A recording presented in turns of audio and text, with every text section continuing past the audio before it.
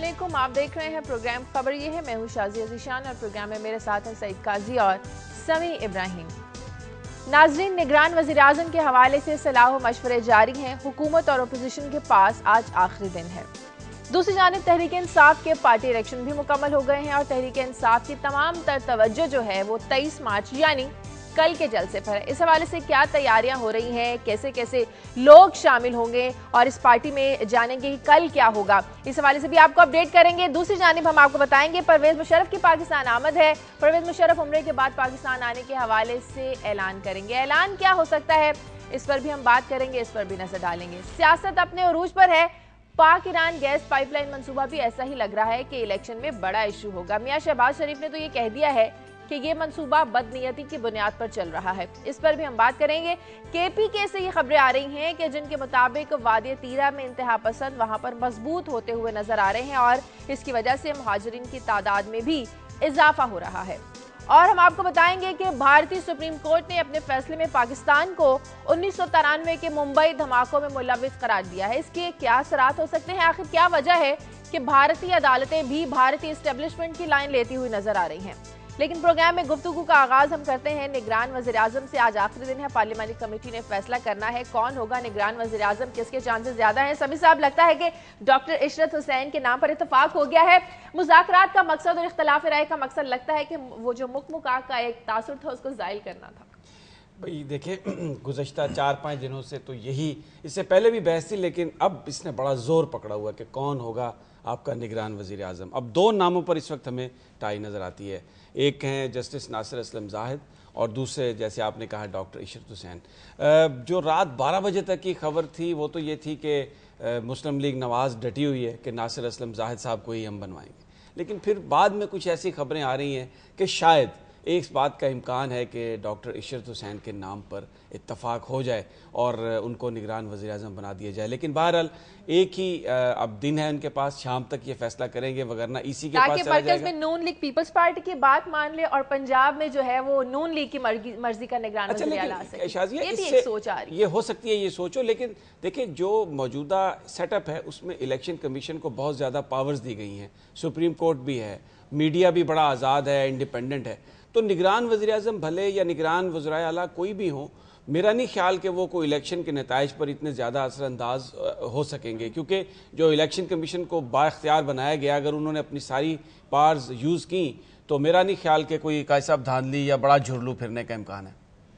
नहीं, ये तो खैर हम क्या कबल वक्त तो हम कुछ नहीं कह सकते, क्योंकि बात यह है कि जितना भी आप ये डिपेंड इस बात पे करता है कि आपने बड़ा अच्छा एक सेटअप बना दिया, मगर नीचे आपकी जो ब्यूरोक्रेसी है, जो एस्टेब्लिशमेंट है, वो तो वही है जो 65 वर्षों से है। उसमें अगर एक आपने एक बड़ा अच्छा लगा दिया और बड़ा अच्छा किया कि आपने एक शफाफ जो किस्म के एक शख्सियत को वहाँ पर लगाया है, मगर इससे ये तो नहीं होता कि आपके पूरे स्ट्रक्चरल चेंजेस आ जाएँ। या जितने यहाँ पे मुतारब ग्रुप रियासत में हमें नज़र आते हैं जिनके बारे में बात की जाती है कि वो इनफेक्टिव हो गए हैं, या आज सब ने फैसला कर लिया है कि भाई जो आवाम की राय होगी हम इंशाअल्लाह ताला उसको मान लेंगे। अगर तो इस किस्म का कोई फैसला तमाम जो हमारी रूलिंग एलीट के मुख्तलिफ धड़े हैं उनमें हो चुका है तो फिर यकीनन वही होगा। अच्छा, लेकिन इसमें एक बात है शाज़िया, देखिए माजी में ये गुज़श्ता 5 सालों में तकरीबन हर सूबे में ज़िमनी इंतखाबात हुए हैं और यही ब्यूरोक्रेसी थी, मुख्तलिफ सियासी हुकूमतें थी, लेकिन जो नताइज हैं इलेक्शंस के, ज़िमनी इंतखाबात की मैं बात कर रहा हूँ, उसको तमाम पार्टीज ने माना और हमें उसमें कोई बड़ी धांधली होती हुई नजर नहीं आई। तो इसलिए मेरा ख्याल है पीटीआई ने नहीं माना, पीटीआई ने नहीं माना। इवन पीपल्स पार्टी ने यह कहा कि जी सूबे में तो इनकी गवर्नमेंट थी, लिहाजा इसलिए हम जो सीटें हार गए। ये तो नहीं, लेकिन माना किसी ने नहीं है, नहीं किसी ने आके इस तरह नहीं कहा जिस तरह ओबामा के सामने आके कोई उनका समी साहब कोई इंतखाबात हुए जो धांधली के इल्जाम के बगैर हुए, कोई इलेक्शन पिटीशंस नहीं दायर हुई। देखिए बात सुने जरा, थोड़ा सा इसको रियलिस्टिकली आप बिल्कुल एक आइडियल सिचुएशन क्रिएट ना करें। जो भी इंतखाबात हुए बहुत कम ऐसे नताइज थे जिनको इलेक्शन कमीशन में चैलेंज किया गया, जिनके लिए लोग गए कोर्ट्स में गए। ये इल्ज़ाम ज़रूर लगा जी कि गोलियां चली हैं, फायरिंग हुई है, इलेक्शन कमीशन ने जो कवानीन बनाए हुए थे उन पर अमल दरामद नहीं हुआ, लेकिन ये इल्ज़ाम नहीं लगा कि जनाब बैलेट बॉक्सेस चेंज कर दिए हैं, ये इल्ज़ाम नहीं लगा कि जनाब आपने एक हारे उम्मीदवार को जितवा दिया है। तो ये बड़ी एक अहम बात है। इसलिए किसी ने आके कहा है कि जी आप ठीक जीत, किसी ने कहा है आके, इवन चले लीडरशिप को तो छोड़ दें, जो MNA हारा उसने कहा जी बड़ा मेरे जी 25 वोट घट थे, लिहाजा मैं कम थे मेरे, लिहाजा मैं हार गया हूँ। हर किसी ने यही कहा जनाब के ये आप गलत देखिए, मैं आपको आप रिकॉर्ड पे कल निकाल लेते हैं, ऐसी प्रोग्राम में निकाल लेते हैं कि जहां पीपल्स पार्टी हारी, उन्होंने कहा जी वो सूबे वाले बैठे हुए थे, वहां एडमिनिस्ट्रेशन थी, हम तो कुछ कर नहीं सकते थे। इस तरह से ये बातें होती रही। बहरहाल अब देखें इसमें, और पीटीआई ने बड़े एतराजात किए। पीटीआई तो इतराज उसका कोई मायने नहीं रखता, इसलिए कि उन्होंने तो इलेक्शन में हिस्सा ही नहीं लिया और बड़े जबरदस्त कई कंटेस्ट थे, सपोर्टेड कैंडिडेट थे यहाँ पे लाहौर में, उनके कैंडिडेट थे जो हारे यहाँ पे। देखिए मैं इसमें मिसाल देता हूँ आपको, मुल्तान में यूसुफ रजा गिलानी की जब नशिस्त खाली हुई उनकी नहली के बाद, तो उनके बेटे ने वहां से इलेक्शन लड़ा, पूरा मीडिया फोकस था वहां पर और कोई धांधली की वहां से रिपोर्ट नहीं आई और यूसुफ रजा गिलानी के जो साहबजादियाँ वो इलेक्शन जीते। बिल्कुल इसी तरह एक और नशिस्त थी, वहाँ पर मुस्लिम लीग नून ने एक टिकट गलत आदमी को दे दिया। मैं गलत इसलिए कह रहा हूँ कि जो वहाँ पर जो मकामी लोग थे उनका कहना था मुस्लिम लीग नून के कि इनको टिकट नहीं मिलना चाहिए। लोगों ने बाइकआउट किया अपनी पार्टी का और वो कोई 20 साल के बाद पीपल्स पार्टी वो सीट जीती। तो हालांकि पंजाब में गवर्नमेंट मियां शहबाज शरीफ की थी, तो credit goes to provincial government कि उन्होंने एक फ्री एंड फेयर इलेक्शन करवाया। जो भी निगरान हुकूमत बन रही है इनके मातहत साफ शफाफ गैर जानिबदार इलेक्शन। पहली बात तो यह कि एक इलेक्शन जिमनी इलेक्शन से हम ये नतीजा अखज़ कर लें कि आइंदा के जनरल इलेक्शन में बिल्कुल शफाफ होगा। आई थिंक इट इज तो ये कैसे हम नतीजा अखज़ करेंगे कि बड़ा बुरा इलेक्शन होगा? ये कैसे हम नतीजा अखज़ करेंगे कि बड़ा बुरा इलेक्शन होगा और ये ब्यूरोक्रेसी मेरा तो दावा ही नहीं करा सकती। मेरा तो दावा नहीं, दावा तो आपका है, आप दावा कर रहे हैं क्योंकि ज़िमनी इंतखाबात ठीक हुए हैं, लिहाजा जनरल इंतखाबात भी बिल्कुल ठीक होंगे। तो मैं ये कह रहा हूं थोड़ी रायत कर दें। पाकिस्तान में हमें भी कोई 40-50 साल रिहाइश पजीर हैं, इधर ही पैदा हुए थे, देखते आए हम सारी कहानी, कोई इतना मंजर नहीं बदला, बदलती हैं चीजें, लेकिन ऐसे कहें कि कोई बड़ा रेवोल्यूशनाइज हो गया है। बल्कि आप सीना गजट की भी बात कर लेते हैं, जो ऑफ दी टीवी हम बात करते हैं, आपस में करते रहते हैं, यहाँ कोर्ट तो नहीं करने चाहिए, मगर बातें क्या हो रही हैं कि पैसा पैसे से लड़ेगा। ये से बड़ी क्या करप्शन है? अब 50 अरब रुपया निकलवा लिया जनाब साबका हुकूमती पार्टी ने, तो वो उसके खिलाफ एक पिटीशन भी चली गई। इस वक्त मुबशर हसन की पिटीशन वहां पड़ी है। अगर आप इतने पैसे वहां खर्च करें, फिर आपने आखिरी वक्त पे जो पैसे इशू कर दिए अपने जो उम्मीदवारान है, कुछ निकल गए कुछ नहीं मिले, तो इतने बड़े, तो फिर इसमें क्या शफाफियत रहेगी भाई? तो मेरे ख्याल में इतने ज्यादा let's not jump into conclusion, let's see what happens. कौन करेगा कि जो 15 लाख रुपए कौमी असेंबली के काजी साहब भी तहरीके इंसाफ की तरह जैसे माजी में वो हर इलेक्शन को बुरा कहते रहे, ये ब्यूरोक्रेसी या जो इस निजाम में कभी अच्छी खबर आने की उम्मीद हो, इससे तो ये एग्री नहीं करेंगे। इसलिए मैं इनकी बात अच्छी खबर भेज तो दें, तरस गए हैं इस मुल्क के अवाम समी इब्राहिम साहब किसी अच्छी खबर को। एक खबर मिलती है पेट्रोल महंगा हो गया, एक दूसरी खबर मिलती है अभी मैं बात करूंगा कि मंशूर आ गए हैं। मंशूर में सारे जो है बिग बिजनेस जो है उसको फैसिलिटेट कर रहे हैं। हर आम आदमी पर 15 दिन बाद आप टैक्स लगाते हैं, तो क्या हम आपको दुआएं दें?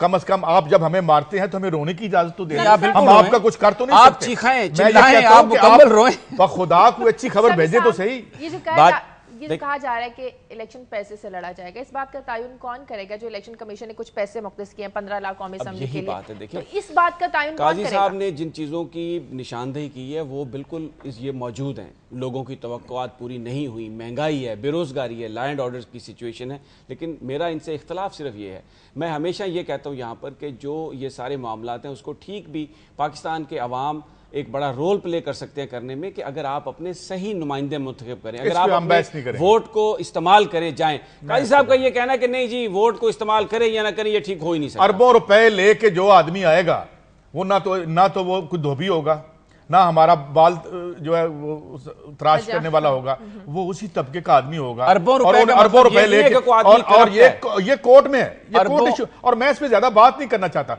Electoral process is a very expensive, बहुत महंगा कारोबार बन चुका है, जो इस मुल्क के 99.9% से ज्यादा लोग अफोर्ड नहीं कर सकते। तो जितने नेक लोग हैं 0.9% में जितने नेक लोग हैं हम तलाश करते हैं, आपके कहने पे कोई नेक आदमी ढूंढ लेते हैं। ये मुझे अर्ज करने दें, अमीर होना कोई जुर्म नहीं है। मार्क्सिज्म में अमीर होना जुर्म है, सोशलिस्ट थॉट में अमीर होना जुर्म है। इसलिए काजी साहब के नजदीक कोई भी अमीर आदमी इस मुल्क में बेहतरी नहीं ला सकता। हालांकि इस मुल्क को जो जिन लोगों ने बनाया वो भी बटेरे थे, और फिर जो सियासत में लोग आए हैं 65 साल में वो भी बहुत बटे। मैंने मार्क्सिज्म की बात की। अगर मैं आपको कहूं कि आपके कैपिटलिज्म में चोर होना मुअज़्ज़ज़ होने के बराबर है, आपके कैपिटलिज्म में दौलत का अंबार लगा लेने के बाद आप हर कानून से बालातर हो जाते हैं। यह है आपका सिस्टम, जिसकी अव्वल तो मैं किसी निजाम का दाई नहीं हूं। मैं ये कहता हूं कि पाकिस्तान के आइन में कुछ आम आदमी के असूल लिखे हुए हैं, कवानीन लिखे हुए हैं, और बिजनेस खेलने के रूल ऑफ द बिजनेस बने हुए हैं। रूल ऑफ द बिजनेस क्या है कि आप टैक्स दें, टैक्स आप देते नहीं, आप आवाम से लेते बात तो हैं, और हम टैक्स मांगते हैं। ये तो हम करते अच्छा, हैं, अभी लेकिन मुझे आप क्या कहते हैं? अभी मुझे वाबी कहेंगे, आप तो कहते अभी मुझे हैं मुमकिन है कुफर का फतवा, इनकी जेब की तरफ देखो, ये आप पे कुफर के फतवे लगाते हैं, फिर ये आपसे मस्जिदों के जरिए हमले करवाएंगे। ये इनकी एक बड़ी पुरानी स्ट्रेटजी है कि जब हम इनकी जेब पे हाथ डालें तो कहते हैं इनका इस्लाम खतरे में हो गया क्योंकि इनका इस्लाम जेब में है।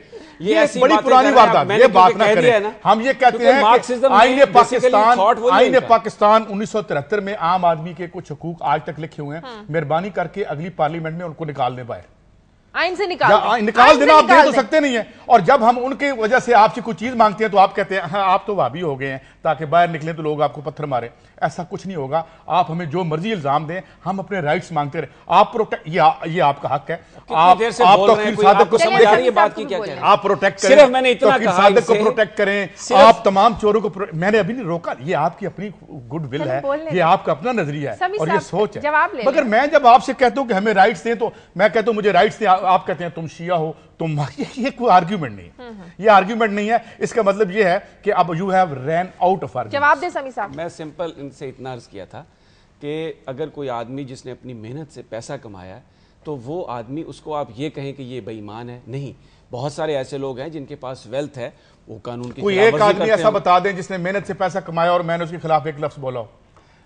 भाई बात यह है कि तौकीर सादिक ने मेहनत से कमाया है, मुईन आफ्ताब ने मेहनत से कमाया जिससे आप प्रोटेक्ट कर रहे हैं, जिसने स्टील मिल को बर्बाद कर दिया और आपने अदालत नहीं बनने दी उसको पकड़ने के लिए। हज स्कैंडल वालों ने मेहनत से बनाया है, और भाई हमने मेहनत से बनाए पैसा, हम तो दुआ करते हैं आप बनाए। आपका मसला यह है कि कौन सी मेहनत, एफेड्रीन से जो पैसा बनाया वो मेहनत से बना। आप, हम तो इन लोगों की बात कर रहे हैं, किस मेहनत जो आदमी करता है ना, वो उससे पैसा कम ही बनता है बेचारे से। देखिए, ये जो बात जहां से शुरू हुई थी ना, जब ये बात करते हैं ना कि ये जो निज़ाम है तब्दीली नहीं ला सकता, इसमें अच्छे लोग नहीं आ सकते, वो बेसिकली वही थॉट है कि जिसमें आप लोगों की नेशनलाइज आप कर लेते हैं चीज़ों को, जिसमें लोगों को पैसे बनाने की इजाज़त नहीं। जो बुरे आदमी हैं, जिन्होंने एफेड्रीन से पैसा कमाया, जिन्होंने रिश्वत से पैसा कमाया, उनको तो हम सब कहते हैं कि आप सजा दें। आप उनको बचाते हैं, लेकिन आपकी पूरी एग्जेक्टिव जो है, अब सुन लेना, पूरी एग्जेक्टिव उनको बचा रही है। अब सुन ले, आपने मुईन आफ्ताब के केस नहीं चलने दिया, आपने अदालतें नहीं बनने दी, आपकी एग्जेक्टिव ने रोड़े अटकाए किसी चोर को पकड़ने के लिए। उनको कौन सपोर्ट कर रहा है? मैं तो ये कह रहा हूं कि अवाम ऐसे लोगों को रिजेक्ट करते हैं इलेक्शंस में। ये कहते हैं नहीं, वो रिजेक्ट अवाम नहीं करेंगे, नहीं हो सकते। जिनकी जेब अवाम का सबसे बड़ा रोल है, नहीं देखें कि वो सही नुमाइंदों को चुने। समी साहब, जिनकी जेब में आपने 50-50, 60-60 अरब रुपया नजायज डाल के, जिसकी निगरानी आप डंडा लेके खड़े हो गए उस पैसे के तहफ़्फ़ुज़ के लिए, वो हम नहीं हरा सकते इस इलेक्टोरल सिस्टम। चलिए, ये बहस तब तक चलती रहेगी जब तक इलेक्शंस नहीं हो जाते और लोग। और मैं फिर भी इस बहस के जो नुक्ता है, इसका जो जिसे कहते हैं खत्म करने वाला नुक्ता है, वो यही है कि जो अवाम वोटर्स, उनके हाथ में ये इख्तियार है, वो अपना वोट इस्तेमाल करें, वो सिस्टम का हिस्सा बने, और ऐसे लोग जिनका इन्होंने जिक्र किया, कोई एफेड्रीन में इन्वॉल्व है, कोई करप्शन में इन्वॉल्व है, उनको रिजेक्ट करें। चाहे मैं आवाम से कहता हूं आपकी बात मान ले, आप भी आवाम की एक बात मान ले। खुदा रहा, ये जो पैसे लेके लोग भाग गए हैं, इनका दिफा बंद कर दें, इनका तहफ़्फ़ुज़ ना किया करें मीडिया में या FIA के जरिए। इन लोगों के जब आप तहफ़्फ़ुज़ करते हैं तो हमें शक पड़ जाता है, जब आप उनके साथ हैं, आप आवाम के साथ नहीं है। जब आपके पास आर्गुमेंट खत्म होता है तो आप मुझे उसका नुमाइंदा करार दे देते हैं, क्योंकि इस पर आप एक अच्छी तकरीर फरमा सकते हैं। आगे बढ़ते हैं समी साहब जी।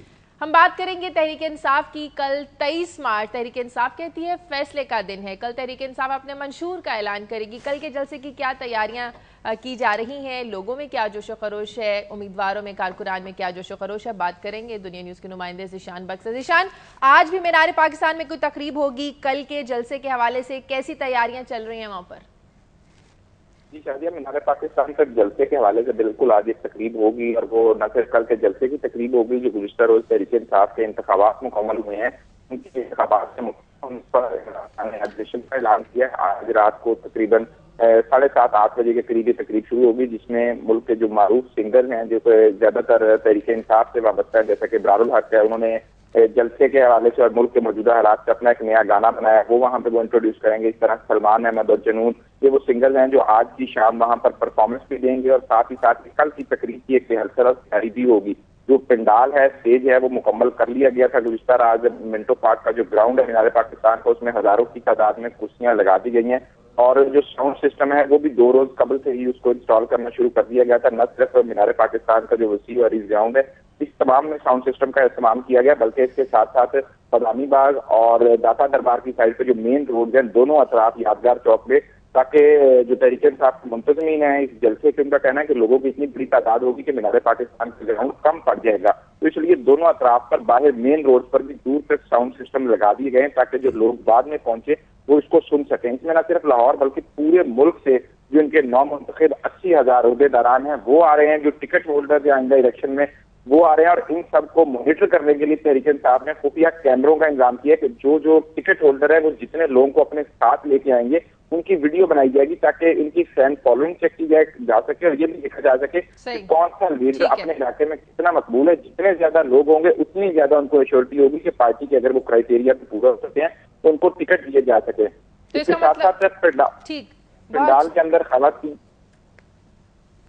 जी बहुत शुक्रिया ज़िशान बख्श आपका। इसका मतलब ये हुआ कि दूसरा जलसा होगा मीनार पाकिस्तान में तहरीक इंसाफ का, ये पहले जलसे से ज्यादा बड़ा हो सकता है, ऐसा कहना है तहरीक इंसाफ के चेयरमैन इमरान खान। देखिए कल इनके इलेक्शन थे यहाँ पर जी ईवान इकबाल में आखिरी स्टेज थी जिसमें मरकजी अहदेदारान का इंतखाब बड़ा जोशो खरोश था, लोग वहाँ पर मौजूद थे। और मैंने देखा कि वो जो इनके इमरान खान साहब के ख़ानदान के लोग थे, इनके बड़े करीबी लोग थे, वो भी बेचारे कन्वेंसिंग कर रहे थे वहाँ पर, लोगों को जाके बता रहे थे कि जी हमें करें हमें करें। तो एक नज़र आ रहा था कि एक सियासी जमात ने एक ऐसी अपने अंदर तब्दीली का एक कल्चर उन्होंने इंट्रोड्यूस करवाया कि एक लग रहा था कि तहरीक इंसाफ एक इंस्टीट्यूशन बन जाएगी, इसलिए कि लोगों की उसमें एक ओनरशिप नजर आ रही थी, एक इन्वॉल्वमेंट नजर आ रही थी। और फिर यही एक तरीका होता है कि आप पार्टी के अंदर मकबूलियत जज करें और फिर जो लोग हैं उनको आप इलेक्शन के लिए नॉमिनेट करें। वो आपके विनिंग कैंडिडेट्स भी हो सकते हैं, एक्टिव कैंडिडेट्स भी हो सकते हैं। जहां जहां पर दुनिया में जमहूरियत है इस एक्सरसाइज को किया जाता है। कल मंशूर का ऐलान होगा और उसी को मद्देनजर रखते हुए फिर लोग फैसला करेंगे कि हमने तहरीक इंसाफ के पास जाना है या नहीं। बिल्कुल, वो उनकी जो एक एक्सरसाइज उन्होंने जो दी है, ये बड़ी जो दूसरी सियासी जमातें उनके लिए एक लम्हा फिक्रिया है। पार्टी इंतखाबात, कुछ लोग तो ये कहते हैं जी टूट जाएगी पार्टी, लोग छोड़ जाएंगे, लेकिन पार्टी इंतखाबात ही दर हकीकत वो एक पहला स्टेप है जिसमें पार्टी के अंदर अकाउंटेबिलिटी का सिलसिला आप शुरू करते हैं। जब ये शुरू हो जाएगा तो अच्छे उम्मीदवार भी सामने आएंगे और टिकट होल्डर्स भी आपके ठीक होंगे और फिर वो ऐसे उम्मीदवार पार्टी मुंतखब कराने में कामयाब हो सकती है जो पार्टी मंशूर के साथ जिनकी लॉयल्टी के बारे में क्वेश्चन ना। मगर पहली बात तो यह कि मंशूर भी तो आए ना, पहले हम देखें, कल आएगा, हम उसमें यह देखेंगे। बात यह है कि यहाँ पे बेसिकली चूंकि मूवमेंट नहीं है, एक सियासी तौर पर एक डेड का समा है, तो उसकी वजह से हम ये देखते हैं कि जितनी पार्टियां हैं वो जो इंटरनेशनल ताकतों को वो कर रही हैं, या पाकिस्तान बिजनेस काउंसिल जो है उसके जो तजिया है, मैं अभी उस पर भी बात करूंगा। तो ये बेसिकली कोई कंक्रीट प्रोग्राम अगर ये देने में कामयाब होगी अवाम के लिए और वो अवाम को कन्विंस कर सकी, लेकिन अगर इन्होंने दोनों तरफ से अपने हालात ठीक रखने की कोशिश की, जिस तरह की ज्यादातर पार्टियां कर रही हैं कि जबानी जमा खर्च अवाम के लिए, असल काम खवास का, जिस तरह पीपल्स पार्टी 5 साल में यही करके गई, हमारे पास फैक्ट्स एंड फिगर्स हैं उसके। जो मुस्लिम लीग नून का भी मंशूर इन रियलिटी आया जिसमें उन्होंने कहा कि हम यहाँ टैक्स नहीं लगाएंगे। जब वो कहते हैं टैक्स नहीं लगाएंगे तो इसका मतलब है वो बिजनेस कम्युनिटी को मैसेज दे रहे होते हैं, आप बिजनेस कम्युनिटी को मैसेज दे रहे होते हैं कि जनाब हम आपके हालात ठीक कर देंगे। अवाम को आप कहते हैं तदरीजी तौर पर 15,000 रुपये माना आपको देंगे, रन अवे इन्फ्लेशन हो जहां पे, तो ये तो उसका मंशूर है। अब अगर इस सिचुएशन में, बड़ी राइप सिचुएशन है इस वक्त पीटीआई के लिए, अगर ये ऐसा मंशूर जो लेफ्ट ऑफ द सेंटर हो, एक्सट्रीम लेफ्ट ना भी हो, अल्ट्रा लेफ्ट ना भी हो, लेकिन अवाम की तरफ ज्यादा हो और उसमें वो बात करे कि हम मेजर यहां पे रिफॉर्म्स करेंगे, आपकी रोटी कपड़ा मकान का बंदोबस्त करेंगे, तो it can make a very serious dent into the existing parties. लेकिन अगर इन्होंने कहा कि हम वही एक होम्योपैथी तरीका इलाज, वैसे होम्योपैथी से भी बात लोगों को खास मैं उसके खिलाफ नहीं, लेकिन मैं ये कहता हूं कि अगर बात हम शुरू लोगों की तकलीफ, हम डिबेट थे ना, जो शुरू में डिबेट थी पहले सेगमेंट जो प्रोग्राम के आगाज में, ये वही डिबेट आ गई।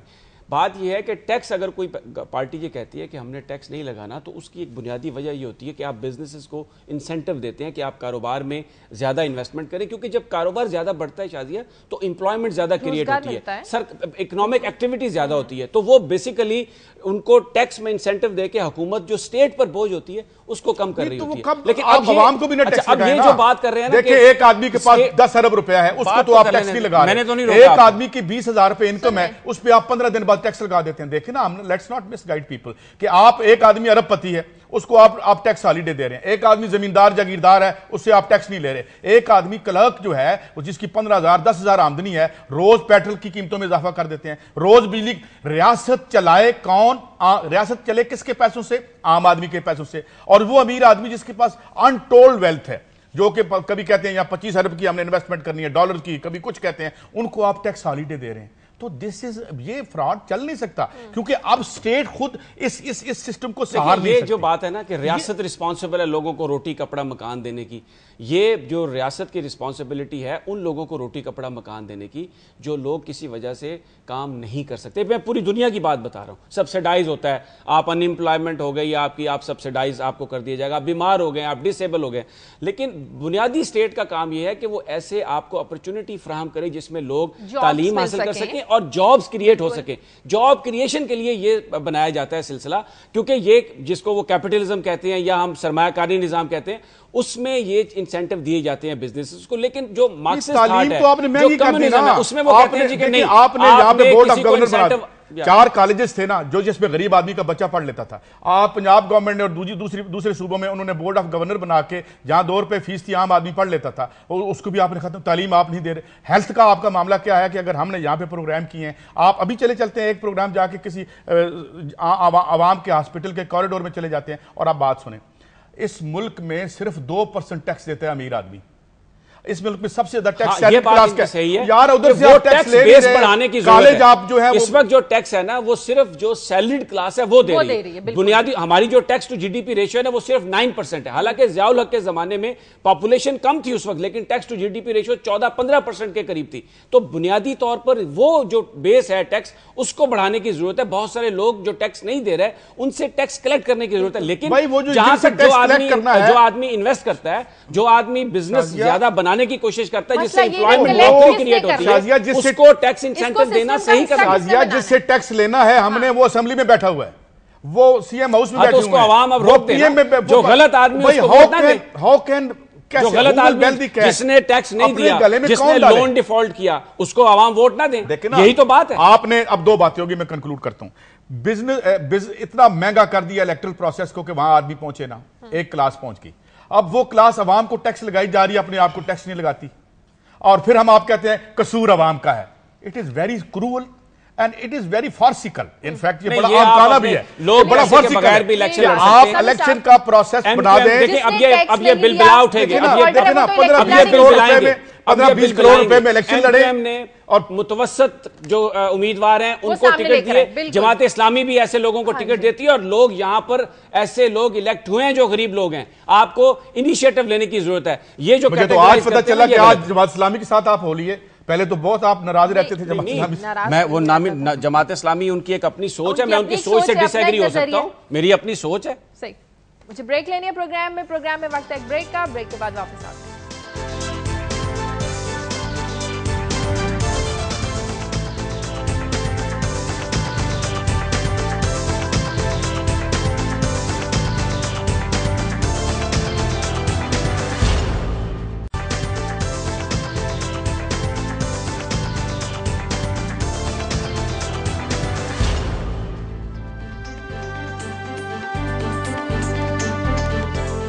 ब्रेक के बाद खुशामदीद नाज़रीन। नून लीग की जानिब से पाक ईरान गैस पाइपलाइन मंसूबे पर तनकीद की जा रही है। क्या कहना है इस मंसूबे पर मियां शहबाज शरीफ का, जरा पहले आप देखिए। बदतरीन खयानत है कौम के साथ। अगर जरदारी साहब को पाकिस्तान के अवाम का इतना दर्द और ख्याल होता तो डे 1 को एग्रीमेंट करके आज ये मंसूबा मुकम्मल हो गया होता। मियां शहबाज शरीफ का कहना था कि जाते जाते ही सदर जरदारी को क्यों ख्याल आया कि इस मंसूबे को पाया तकमील तक पहुंचाया जाए। मजीद उनका क्या कहना था अरसलान रफीक भट्टी से जानते हैं। जी अरसलान, और क्या कहना था मियां शहबाज शरीफ का? जी शाजिया, कल मियां शहबाज शरीफ ने अपनी काबीना के अरकान और जो आला अफसरान हैं, सूबे के इंतजामी अफसरान हैं, उनके साथ जो है कल एक प्रेस कॉन्फ्रेंस की। उसमें उन्होंने कॉलमिस्ट और जर्नलिस्टों से बात करते हुए उन्होंने इस बात का बरमला इजहार किया कि ईरान गैस पाइपलाइन जो है उसमें इतना ज्यादा डिले किया गया है 5 साल, इसका मकसद जो है अब अवाम की खिदमत नहीं है, इसका मकसद कुछ और है। ज़ाहिर है उनका इशारा जो था वो इंतखाबात की जानिब था कि शायद इससे कोई इलेक्शन के अंदर जो है वो मदद ले सके। उनका सिर्फ तनकीद करने की सही वजह जो थी वो मालूम नहीं हो सकी कि उन्होंने उनका कहना था कि ये 5 साल से वो ईरान जो है ये पेशकश कर रहा था कि वो गैस पाइपलाइन हम लगाने को तैयार हैं, पाकिस्तान इनिशिएटिव ले, पाकिस्तान आगे बढ़े, लेकिन वो नहीं आए हैं। इसका मकसद जो है अब तक ये समझ में आया जी कि अब अवाम को इसका कोई फायदा नहीं होगा, क्योंकि अब जो नई हुकूमत आएगी तो वो इसके ऊपर काम करेगी और वो सारा कुछ उनके जिम्मे पड़ेगा। लेकिन इसकी जो डिले हुई है उससे लाखों लोग जो हैं वो बेरोजगार हुए हैं, सनतें बंद हुई हैं। उनका असल वजह ये थी कहने की। शाज़िया, बहुत शुक्रिया अरसलान रफीक भट्टी आपका। समी साहब, कल आप भी मौजूद थे यहाँ? मैं भी उस प्रेस कॉन्फ्रेंस में मौजूद था। वैसे तो उन्होंने ओवरऑल जैसे भट्टी साहब बता रहे हैं एक अपना बताया कि 5 साल हमने ये खिदमत की है फेडरल गवर्नमेंट पर, बड़ा उन्होंने क्रिटिसाइज़ भी किया वो नंदीपुर और चीचों की मलियाँ प्लांट्स के हवाले से कि अगर वो आ जाते यहाँ पर लग जाते तो तकरीबन 900-950 मेगावाट बिजली जो है सिस्टम में आ जाती और पंजाब में लोगों को इतना ज़्यादा 1/5 उनका कहना था कि वो लोड शेडिंग ख़त्म हो जाती। लेकिन जो इम्पोर्टेंट बात उन्होंने कही उसमें उन्होंने ईरान गैस पाइपलाइन पर जब बात की, एक तो ये उन्होंने कहा कि बददियानती पर है, दूसरा एक उन्होंने वर्ड वहाँ पर यूज़ किया कि ये हमारे पास ये बिल्कुल ऐसे ही है जैसे choice between devil and deep sea. तो वो एक जो उनका जो फिक्रा था या वो उनका जो माइंड सेट था वो समझ में आ रहा था कि क्योंकि इलेक्शन का सीज़न है और जहाँ पर आपने अपने पाकिस्तान के अंदर सीट्स जीतनी है, इसके साथ साथ ये भी नहायत ज़रूरी है कि इंटरनेशनली आपका पोस्टर जो है वो एक्सेप्टेबल हो। तो मुझे कल ये नज़र आया कि मियाँ शहबाज शरीफ साहब ज़रा वो जो एक इंटरनेशनल अमेरिका और यूरोप का है कि ईरान से दूर भागे, तो उन्होंने ईरान को ये एक मैसेज ये देने की कोशिश की है कि हम ईरान गैस पाइपलाइन जो है उसको को बहुत ज्यादा अहमियत नहीं देते। तो लेकिन उन्होंने तनकीद करने के लिए तरीका ये इख्तियार कर लिया कि जनाब ये तो बददियानती पर है और ये आखिरी दिन क्यों ख्याल है। अगर कोई अच्छा मंसूबा है, चाहे पहले दिन शुरू हो जाता तो बहुत ही अच्छी बात थी, लेकिन अगर आखिरी दिन भी शुरू हो गया हो तो उसकी तारीफ तो करनी चाहिए कि जनाब बिल्कुल इसके कोई असरात मिलेंगे। लेकिन कल उन्होंने इसको करार दिया कि choice between devil and deep sea. तो उससे मुझे लगा कि ये कहने का ये मतलब हो सकता होगा कि इलेक्शन में शायद इससे कोई फायदा हासिल करने की कोशिश नहीं, इसमें बिल्कुल ये मकसद नहीं था उनका। जो मकसद उनका जो मुझे समझ में आया वो ये था कि वो जो इस वक्त एक अमेरिका की मुखालफत है पाक ईरान गैस पाइपलाइन के लिए, उसमें वो बिल्कुल अपना एक वजन डाल रहे थे और इसके अलावा उन्होंने और किसी इंटरनेशनल इशू की बात नहीं की, कोई दहशतगर्दी की बात नहीं की। बाकी सब उन्होंने पंजाब के हवाले से गुफ्तगू की, लेकिन इंटरनेशनल जो सब्जेक्ट था वो एक सिर्फ गैस जो पाइपलाइन है उस पर उन्होंने बात की और उसका मकसद ये था कि एक तो वो शायद अपने पुराने जो मेज़बान थे उनको खुश करने की कोशिश कर रहे थे। सऊदी अरब में भी बड़ी जिटरी है कि पाकिस्तान ईरान के साथ क्यों ये मामला कर रहा है। अमेरिका तो बार बार ये कह रहा है कि ये आपके मुनासिब नहीं है, ये बिल्कुल ऐसी बात नहीं। और फिर माजी में क्योंकि शहबाज साहब का एक स्टांस था, उन्होंने पूरी जो अमेरिकन एड भी बंद कर दी थी। तो अब इलेक्शन का मौका है तो बड़े प्लेयर्स को आपने साथ लेके चलना, और ये अच्छी बात है कि आपको साथ लेके चलना चाहिए क्योंकि आप आइसोलेशन में नहीं जा सकते। तो कल मुझे जो ये बात नजर आई उसमें वो मैसेज उनका क्लियर था। नहीं, इसमें मैं थोड़ी सी बात कर दूं, बहुत बात आपने कर ली, बिल्कुल आइसोलेशन में नहीं चले जाना चाहिए। मगर जब आपके अवाम आइसोलेशन में चले जाएं और आप जो है कभी अमेरिका जाके अपने आप को क्वालिफाई करें, कभी आप पाकिस्तान की एस्टैब्लिशमेंट है वो उसको वू करें या उसके किसी हिस्से को वू करें, तो फिर यही होता है कि आम आदमी को तो देंगे हम 15,000, वो भी तदरीजी तौर पर, वो चाहे अगले मिलीनियम में मिलेगा या अब मिलेगा। अब मामला सिर्फ ये रह गया कि एक इलेक्शन में वोट लेना है हमने, वो बड़ी हमारे लिए मुसीबत बन गई है। मगर हमने जो बड़े पावर ब्रोकर्स हैं, मिसाल के तौर पर अब यहाँ पे जो आलमी मालियाती इदारे हैं वो सबसे बड़े स्टेक होल्डर्स पाकिस्तान में बन गए हैं। 1,000 अरब से ज्यादा का स्टेक है हर हमारे बजट में उनका, और वो हमारी नाअहलियों और इन हुक्मरानों की नाअहलियों की वजह से कि हम सेंसलेसली बारो करते रहे बिला वजह उनसे। अब ये है कि अब उनको भी खुश करना है। इवन इशरत साहब जो इशरत हुसैन तशरीफ ला रहे हैं, इससे पहले तो हमें हफीज शेख साहब को लेना पड़ रहा था, वो भी जो एक और बाहर वाले स्टेक होल्डर्स हैं वो उनका ही वजीर आजम आएगा। और फिर उनका अगर वजीर आजम आएगा, अब तो ये बरमला हमारे मीडिया में भी बात हो रही ना, होती रही कि हफीज शेख साहब तो भाई IMF और वर्ल्ड बैंक है, मगर इशरत हुसैन साहब की बैकग्राउंड भी उससे ज्यादा मुख्तलिफ नहीं है। वतन अजीज में वो जो पहली रिफॉर्म्स थी IMF की रिजीम थी, दूसरी रिजीम थी, वो उन्होंने इंप्लीमेंट करवाई जब जहां पे शौकत अजीज हुआ करते थे। तो बात यह है कि ये तो आइसोलेशन में नहीं जाएंगे, ये सऊदी अरब को भी खुश करेंगे, ये अमेरिका को भी खुश करेंगे। और यहाँ जो पावरफुल अभी ये पाकिस्तान बिजनेस काउंसिल ने आके PMLN को एक जो रैंकिंग दी है वो 84 है, इसके मुकाबले में जो PTI है उसकी 66 है, PPP की 58 है। तो बेसिकली इन्हें क्वालिफाई करना है उधर, मगर वोट भी लेने हैं। और वोटों के लिए क्या इलेक्टेबल ढूंढे, कोई इलेक्टेबल जो है मुस्लिम लीग नून पकड़ रही है। तो मैं ये समझता हूं कि मैं सिर्फ ये कह रहा हूं कि ये सारी प्रोसेस में आइसोलेशन में चले गए अवाम। सेहत 83% लोगों के पास सेहत की फैसिलिटी नहीं है, करोड़ों बच्चे स्कूलों से बाहर जो है ड्रॉप आउट्स बैठे हुए हैं, दहशतगर्दी अल्लाह हाफ़िज़, सारी की सारी पुलिस सारी इनकी हिफाजत कर रही है, अवाम जो है वो धमाकों के सामने खड़े हैं। तो आई थिंक इसमें जो सबसे सॉरी स्टेट ऑफ अफेयर्स ये है कि अवाम आइसोलेशन में चली गई है इन पॉलिसी। अच्छा, अब शाजिया मैं थोड़ा सा एक कमेंट करना चाहूँगा। काजी साहब ने बिल्कुल वो जो नरेशन की है दुरुस्त फरमाई है वो। अब बात यह है कि जो IMF है या वर्ल्ड बैंक है, IMF और वर्ल्ड बैंक का नाम हमारे मुल्क में एक गाली बन गया और ये समझा जाता है कि हमारे मुल्क की बर्बादी जो है वो IMF की वजह से। हालांकि इसमें अब कायद साहब जरा मुझे बोलने दीजिएगा, आप किसी बैंक के पास कर्जा जब लेने जाते हैं ना, तो वो आपसे पूछता है कि भाई ये आप कर्जा किस काम के लिए ले रहे हैं और हमें ये बताएं कि क्या ये कर्जा आप हमें रिटर्न किस तरह करेंगे। और फिर अगर वो ये बैंक आपसे ये कहता है कि आपके अंदर ये इरेगुलरिटी है, ये गलती है, आप इसको करेक्ट करें, तो इसमें क्या बुराई है। ये हम आम हबीब बैंक में जाएं, किसी बैंक में कर्जा लेने जाएं तो वो बैंक भी यही बात करता है। IMF आपको कर्जा देता है, आप एक खास मकसद के लिए कर्जा लेते हैं। जब आप वो कर्जा लेने का मकसद पूरा नहीं कर पाते, आप वो फंड्स कहीं और लगा देते हैं, उन फंड्स में आप करप्शन करते हैं, तो IMF अगर आपको ये आके बताता है कि आप अपने निजाम को इस तरह ठीक करें, तो मुझे बताएं इसमें बुराई क्या है। कोई उसमें खराबी नहीं है। हमारी नाअहली और हमारी जो करप्शन है वो भी हम IMF के मलबे में डालते हैं। तो अब इन्होंने बात की, बहुत अच्छा किया आपने, औसाफ हमीदा बता दिए। वैसे अगर आज के अखबार आपने पढ़ लिए होते तो IMF और उसके खिलाफ जो कब्रिस में आज जो यूरोप में तबाही मचाई उनके अपने मुल्कों में, ये बड़ी आपकी मेहरबानी। मगर मैं बात कहते हैं जब हम उनके पैसे जाया, हम कौन है? इस मुल्क के अवाम ने जाया किए हैं। आपके वो नुमाइंदे जो अरबों रुपए के बल पे इलेक्ट होके जाते हैं, तो यही तो कह रहे हैं कि सही नुमाइंदे ले आए। फिर क्या सही नुमाइंदे ले आए। अगली बात सुने, दूसरी बात ये करते हैं कि अच्छा इन्होंने जाया कर दिए तो आपने तो सही, अब गलती तो अवाम की है, अवाम ने सही बंदे ही नहीं चुने थे। अच्छा अवाम जब कहते हैं, अवाम कहते हैं जी मेरे पास तो शाम को इस मुल्क के 70% अवाम ने मटन खाना छोड़ दिया है, वो उनको कौमी असम्बली का इलेक्शन लड़वा रहे हैं।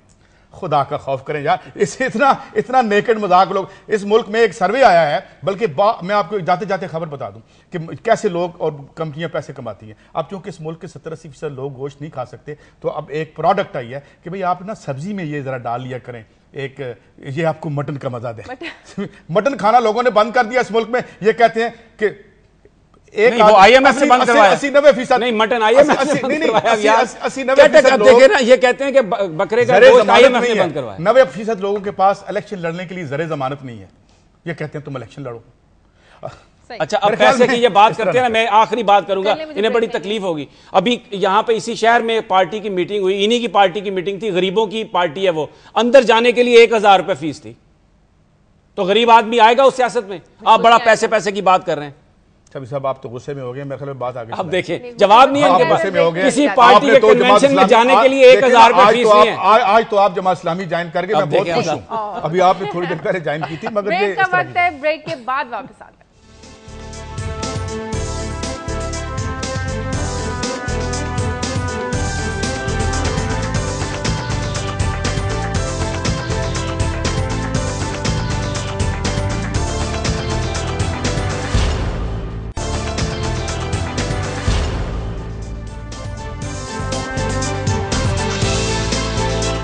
ब्रेक के बाद खुशामदीद नाज़रीन, खबर यह है कि वादी तीरा में इंतहा पसंद मजबूत होते जा रहे हैं। क्या वजह है इन झगड़ों की, बात करेंगे। पेशावर से हमारे नुमाइंदे नासिर दावड़ हमारे साथ है। नासिर, लश्कर इस्लाम और इंसारुल इस्लाम दोनों मजहबी जमातें हैं, दीनी जमातें हैं दोनों, क्या वजह है इन दोनों जमातों के दरमियान झगड़ों की?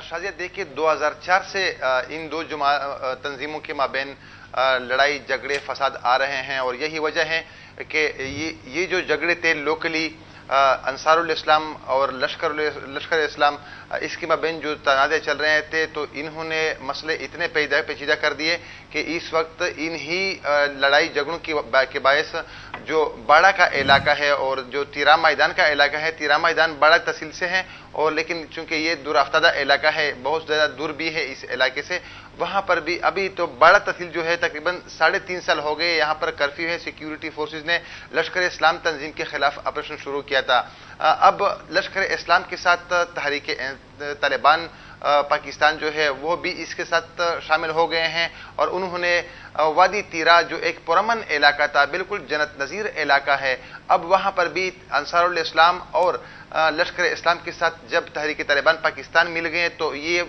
वादी भी आम लोगों के लिए जहन्नम की वादी साबित हो रही है। आज यही वजह है कि तकरीबन 40,000 से ज़ायद खानदान इंतहाई मुश्किल मरहले के बाद औरंगज़ई एजेंसी पहाड़ी रास्तों से खच्चर उनसे निकलकर वो हंगू, कोहाट और पेशावर में उनका रुख कर रहे हैं और वहां पर पहुंच गए हैं। लेकिन मैं बता दूं कि इस वक्त भी तालिबान के और आम लोगों के बीच जो जब जा रहे थे तो इतने गोले बरस रहे हैं कि आम लोग भी नकल मकानी के दौरान मारे जा चुके हैं। और इस वक्त भी इतलात ये है कि 200 से ज़ायद जो डेड बॉडीज है इन वादी तीरा में मौजूद है। और इस मुख्तलिफ पहाड़ों में जो मैदान का इलाका है वादी तीरा में, यहाँ पर सबसे ज़्यादा ये इलाका मुतासर हो रहा है। और सबसे जो इस वक्त काबिल ज़िक्र बात है वो ये है कि जो पहले से नकल मकानी करने वाले ख़ानदान हैं वो हो, और इसके अलावा मजीद 40,000 ख़ानदान का आना हुकूमत के लिए भी मुश्किल है और जो इमदादी इदारे हैं उसके लिए भी मुश्किलात हैं। एक इंतहाई मुश्किल हालत से दुचार है ये लोग। जो है वो हिजरत करने पर यहाँ से मजबूर हो गए हैं। बहुत शुक्रिया। देखिए ये बात है कि जो एक तरफ तो जो बेचारे वहाँ से मुहाजिरीन निकल के आ रहे हैं वो निकलते हुए भी गोलों का निशाना बन रहे हैं। जिन कैंप्स में आ रहे हैं वहाँ पे सूरत हाल इंतहाई ख़राब है। और फिर कल आपने भी खबर सब पूरी कौम ने सुनी कि वो जलोज़ई कैंप है, वहाँ पर कैंपों में भी धमाके हो रहे हैं और आम आदमी ना उसकी कोई प्रॉपर्टी प्रोटेक्टेड है ना उसकी लाइफ प्रोटेक्टेड है और वहाँ से वो निकल गए हैं। बड़ी ही अफसोसनाक सूरत हाल है। लेकिन इसके लिए इसका मुकाबला करने के लिए सूरत हाल को आपको एक वाज़ेह स्टांस लेना होगा। ये जो बीच में एक बात आ जाती है ना, कुछ कहते हैं जी मुज़ाकरात करें, कुछ कहते हैं एक्शन करें, दोनों होने चाहिए। जो सेन एलिमेंट है उसको मुज़ाकरात करके अंदर लेके आए, लेकिन जो क्रिमिनल हैं उनके खिलाफ आपको एक्शन करना होगा और इसमें डिसाइसिव आपको एक अप्रोच इख्तियार करनी होगी। ये जो इनडिसाइसिवनेस है ये मजीद तबाही की तरफ हमें ले जाएगी। एक और अहम खबर है कि भारतीय सुप्रीम कोर्ट ने अपने फैसले में पाकिस्तान को 1993 के मुंबई धमाकों में मुलव्विस करार दिया। इसके क्या असरात हो सकते हैं, बात करेंगे। तज्जियाकार परवेज हुद भाई हमारे साथ लाइन पर मौजूद हैं, उनसे बात करते हैं। बहुत शुक्रिया परवेज साहब। क्या वजह है कि भारतीय अदालतें भी भारतीय एस्टेब्लिशमेंट की लाइन लेती हुई नजर आ रही हैं? आपको क्या लगता है? मुझे लगता है कि उधर जो जस्टिस सिस्टम है वो आखिरकार एक नतीजे पे पहुंचा है और नतीजा ये है कि इन अफराद को सजा दी जाए। अब इसमें उन्होंने पाकिस्तान पर भी उंगली उठाई है और ये सवाल पैदा होता है कि क्या पाकिस्तान वाकई इसमें मुलव्विस था कि नहीं। अब हमारी जो वजारत खारिजा है उसने तो दो टोक अल्फाज में कहा कि हम नहीं इसमें शामिल थे, कि इसका हमें कोई इल्म नहीं था। लेकिन अब सवाल ये पैदा होता है कि क्या पाकिस्तान में जो जिहादी ग्रुप हैं क्या उन्होंने तो नहीं किया ये। अब शक तो ये पैदा होता है कि क्योंकि वो पाकिस्तान की सरजमीन पर मौजूद थे और आज भी हैं और एलानिया तौर पर कहते हैं कि हम इसीलिए वजूद रखते हैं कि हम इंडिया पर हमला करेंगे, तो अब जरूर पाकिस्तान के लिए। अच्छा परवेज साहब, मेरा एक ज़िमनी सवाल है, बात जारी रखिएगा। इंडिया के अंदर बहुत सी इंसर्जेंसीज हैं। मैं कल भी कहीं कोर्ट कर रहा था, 30 से 40% जो उनकी ज़मीन है उस पर उनकी अपनी वहाँ माओइस्ट बैठे हुए हैं। कश्मीर में है, उनके इंटरनल जो प्रॉब्लम है, तो क्या ये पॉसिबिलिटी नहीं हो सकती कि ये इंडिजिनस हो, जैसे हमने ट्रेन के मामले में देखा और मामलात में देखा इंडिया में? हाँ जी, बिल्कुल हो सकता है। लिहाजा मैं ये वसूख से तो नहीं कह सकता कि पाकिस्तान में मौजूद जिहादी ग्रुपों ने ये किया है, क्योंकि मेरे पास तो वो मालूमात नहीं है। लेकिन ये मैं वसूख से कह सकता हूँ कि ये ग्रुप पाकिस्तान में हैं, जैसे हिजबुल मुजाहिदीन है, लश्कर तैयबा है, और उनके लिटरेचर में भी वो फख्र से कहते हैं कि हम इंडिया पर हमला करते हैं और करते रहेंगे।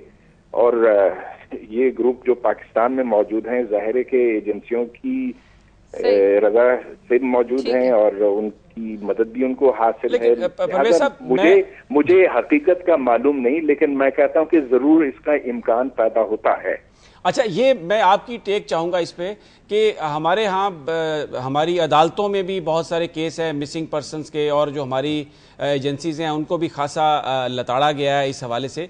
आप क्या समझते हैं कि ये जो हमारे अंदर की डेवलपमेंट्स हैं, ये भी कोई परसेप्शन जो बाहर बन रहा है हमारे बारे में, उसमें कोई मुआवन साबित हो रही होंगी? देखिए, हमारे जस्टिस सिस्टम के बारे में, हमारी अदालतों के बारे में तो आप ये कह सकते हैं कि ये किसी को सजा नहीं देती हैं। यहाँ जितनी दहशतगर्दी होती है और जो दहशतगर्द पकड़े जाते हैं उनको कभी सजा हुई है? आपके इल्म में है? आप ये देखें कि जो पकड़े जाते हैं, जो अदालत में पेश होते हैं, वो जजों को धमकी देकर वहां से निकल जाते हैं। अब इंडिया में ऐसा नहीं हो सकता। इंडिया में उन्होंने आखिर महेश भट्ट और इन लोगों को सजाएं दी, तो ये इस बात की दलील है कि उधर जो अदालती निज़ाम है वो यहाँ के अदालती निज़ाम से काफी मुख्तलिफ है। अच्छा, मेरा आखिरी सवाल आपसे ये है, ये बताइएगा, आप इस बात को मानते हैं कि यहाँ आज जितनी मिलिटेंसी है, जो अमेरिका की यहाँ इंटरवेंशन थी, जो जिहादी लोगों को वो यहाँ पे हमारे एजेंसियों के साथ मिलकर कोल्ड वार में बनाते रहे, और आज तक भी ये शक है कि जनाब वो उनके अभी इधर लिंक हैं, और अब फिर तालिबान से वो बात कर रहे हैं, तालिबान के साथ मिलकर अफगानिस्तान में हुकूमत बनाने की, दे क्रिएटेड इट और now they are hand in glove with them, इस पर आप क्या कहेंगे?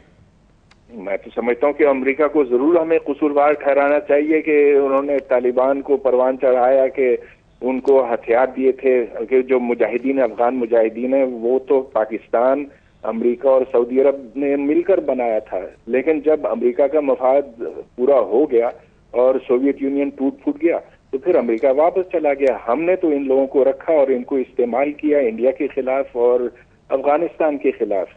तो अब जिम्मेदारी तो हमारी बनती है ना।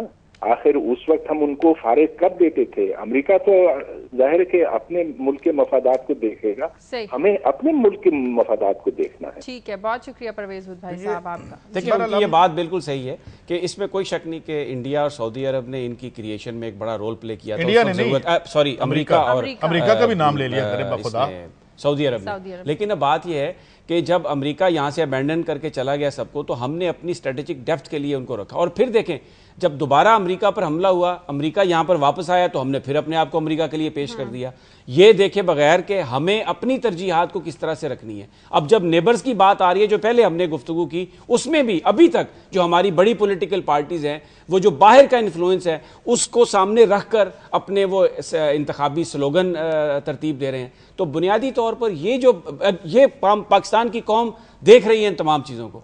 तो जो पाकिस्तान की पॉलिसीज पाकिस्तान के मफाद को सामने रख के बनाई जाएं, अगर ऐसे लोग मुंतखब होकर सामने आए तो फिर शायद इसमें कोई बेहतरी हो जाए। जी कायद साहब, बस मेरे ख्याल में अब तो वक्त खत्म हो चला, मगर मैं जाते जाते फैज़ के 2 शेर आज सुनाना चाहता हूँ समी साहब की खिदमत में कि मायूस तो नहीं दिल, नाकाम ही तो है, लंबी है गम की शाम मगर शाम ही तो है। और फिर ये जो हम पे इल्ज़ाम लगाते हैं, उसके ज़िमन में वो कहते हैं हम पे तुम्हारी चाह का इल्ज़ाम ही तो है, दुश्मन तो नहीं ये इकराम ही तो है।